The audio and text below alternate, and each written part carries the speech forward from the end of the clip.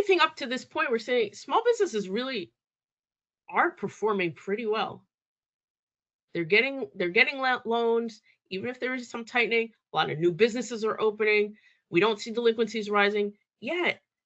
We see a 10-year high for bankruptcy filings on the commercial side for business bankruptcies. And what's really driving that is not the underlying uh, characteristics of businesses across the board. What we've seen is that Subchapter V filings are really bumping up and making this increase accelerate in business bankruptcy filing. What is Subchapter V? Who may not, those of you who may not be as familiar, this is something really pretty new.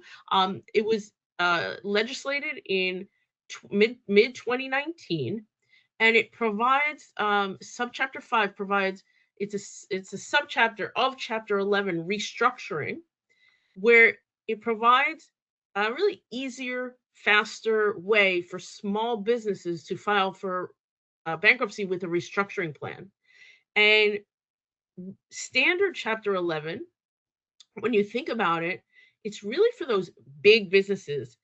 And you probably have heard, Macy's has filed for bankruptcy several times. They filed Chapter 11 to restructure, and what it requires in Chapter 11 is a board is appointed, there's a plan, there's high fees, court fees, and you have to go through a long process that takes several years to restructure. And what the Subchapter 5 version does is makes it less expensive, so less barrier to entry to file for bankruptcy, and it's faster, less expensive. You don't have to have the whole board set up, structure, panel that reviews everything. And so, what this has afforded small businesses is a vehicle to file. When before, when they got into a position of struggling and perhaps insolvency, they didn't have the vehicle to file for bankruptcy before 2019.